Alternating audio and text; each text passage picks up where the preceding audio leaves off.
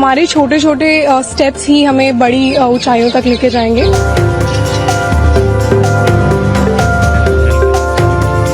मेहनत की है, हमें टिकट मिला था, हम लड़ रहे हैं। बाकी जो भी आगे की जो चीजें होंगी 5 तारीख के बाद में वो सबके सामने होंगी।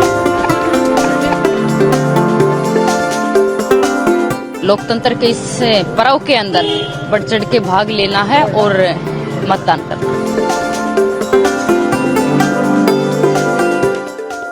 हरियाणा में 90 सदस्यीय विधानसभा सीटों के लिए मतदान जारी है। बता दें कि 90 विधानसभा सीटों पर 1031 उम्मीदवार अपनी किस्मत आजमा रहे हैं और 2 करोड़ से ज्यादा वोटर्स इनकी किस्मत का फैसला करेंगे। चुनाव परिणाम 8 अक्टूबर को सामने आएगा। इस बीच ओलंपियन शूटर मनु भाकर मतदान करने पोलिंग बूथ पर पहुंची और लाइन में खड़ी हुई नजर आई। इस दौरान वो अपने परिवार के साथ वोट डालने पहुंची। वोट डालने के बाद मनु भाकर ने उंगली पर लगी स्याही दिखाई और कहा जो सबसे अच्छा लगे उसे वोट देना चाहिए। आई थिंक हम सबकी रिस्पॉन्सिबिलिटी बनती है being the youth of this country कि हम सब अपना वोट डालें और जो भी आपकी समझदारी से आपको बेस्ट कैंडिडेट लगता है, बेस्ट लीडर लगता है अपने देश के लिए, आई थिंक हम सबको उसके लिए वोट करना चाहिए। बिकॉज हमारे छोटे छोटे स्टेप्स ही हमें बड़ी ऊंचाइयों तक लेके जाएंगे। और डेवलपमेंट की जहां तक बात करें तो काफी हद तक हमारे हाथ में है कि हम किसको चूज करें और फिर वो इंसान आगे जाके हमारे सपनों को पूरा करे। डेवलपमेंट एरिया में हमारी और जो ख्वाहिशें हैं कि हमारे एरिया में ये होना चाहिए, वो होना चाहिए, तो बेसिकली हमारा रिप्रेजेंटेटिव कौन होना चाहिए, तो वो हमें चूज करना चाहिए। और आज मुझे फर्स्ट टाइम मौका मिला कि मैं वोट डालूं और मैं काफी एक्साइटेड थी, बट चलो हो गया। Yes.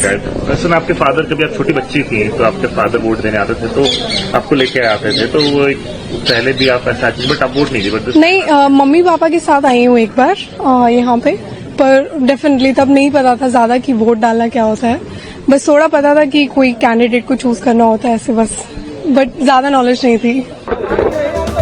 वहीं जुलाना विधानसभा क्षेत्र से कांग्रेस उम्मीदवार विनेश फोगाट भी हरियाणा चुनाव के लिए अपना वोट डालने चरखी दादरी के एक मतदान केंद्र पर पहुंची। उन्होंने कहा ये हरियाणा के लिए एक बहुत बड़ा त्योहार है और राज्य के लोगों के लिए बहुत बड़ा दिन है।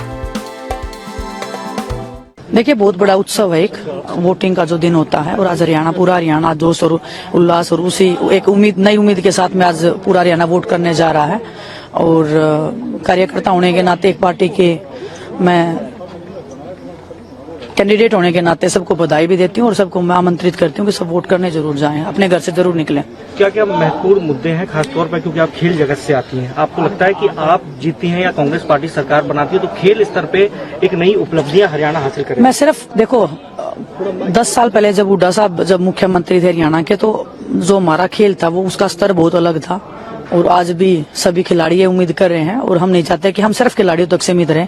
हरियाणा में जितने भी वर्ग हैं हम सबको एक साथ लेके आगे बढ़ना चाहते हैं। नशे को लेकर आपकी क्या रहेगी? क्या आप चाहेंगे कि जुलाना क्षेत्र में यदि कोई नशा करता है तो वो दूर हो? जब अगर मैं फिर वही बात कर रही हूँ, मैं सिर्फ जुलाना तक सीमित नहीं रहना चाहती हूँ। हम पूरे हरियाणा वासियों के यहाँ पे बात कर रहे हैं और नशा बहुत बड़ा एक मुद्दा है, बहुत चिंता का विषय है और हमारे आने वाली जनरेशन को कैसे बचा के रखना है वो हमारा दायित्व है और उसको हम 5 साल तक अपना दायित्व समझ के दिन रात मेहनत करके उसको निभाएंगे। क्या हम भावी मंत्री से भी बात कर रहे हैं? क्या आपको ये उम्मीद है क्या इस बात को?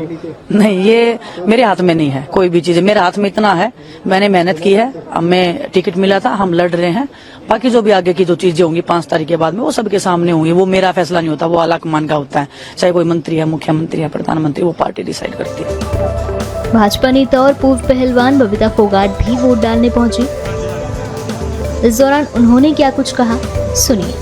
प्रदेश की उन्नति के लिए, प्रदेश के विकास के लिए मैं सब लोगों से अपील करूंगी कि अपने प्रदेश की उन्नति और विकास के लिए लोकतंत्र के इस पर्व में बढ़ चढ़कर भाग लें और जो सबसे बड़ी जिम्मेदारी है एक नागरिक होने की, अपनी जिम्मेदारी को जो फर्ज है उसको अदा करें और लोकतंत्र के इस पर्व के अंदर बढ़ चढ़ के भाग लेना है और मतदान करना है। विनेश जी भी चुनाव लड़ रही हैं, आपकी बहन है, जी। क्या कहना चाहेंगी? और क्योंकि आपकी नाराजगी भी कई बार देखी गई उनके प्रति। मेरी किसी से कोई नाराजगी नहीं है और कोई भी व्यक्ति किसी भी समय पे कोई भी पार्टी ज्वाइन कर सकता है और किसी भी समय पे कोई भी पार्टी ज्वाइन कर सकता है। हो सकता है उनका पार्टी ज्वाइन करने का फैसला पहले से हो, तो मैं इतना ही कहूंगी कि हर किसी का अपना फैसला है, हर किसी का अपना निर्णय है। क्या उनके पीछे किसी बड़े षड्यंत्र का हाथ था आपको? क्योंकि आप भी ये बात देखिए, कह चुकी हैं पहले। नहीं, और मैंने ये भी आपने इस बात का भी जिक्र किया कि आपके फादर ने, क्योंकि उनके ऊपर इतनी मेहनत की, वो आप बचपन से पाला, लेकिन एक जो पहचान देनी होती है, जब साथ में खड़े होने की बात होती है, तो वो साथ में नजर ना ही उन्होंने जिक्र किया, ना ही वो खड़े नजर। कौन से षड्यंत्र की बात कर रहे हैं आप? मैं ये पूछना चाहती हूँ। आप ये कहते रहे हैं कि विनेश जी जो है उनको बहलाया गया, राजनीति में लाया गया। आपको लगता है कि इस तरीके कोई बात हुई? ये तो विनेश खुद कह रही है कि मेरा प्लान 2032 तक खेलने का था। तो आप देख रहे हैं जो जिस खिलाड़ी का 2032 तक खेलने का प्लान है और वो खिलाड़ी बीच में कोई भी उनको राजनीति में लेके जा रहा है, तो वो तो साफ तौर से दिख रहा है। मुझे कहने की जरूरत क्या है जब वो खुद ही कह रही है 2032 तक।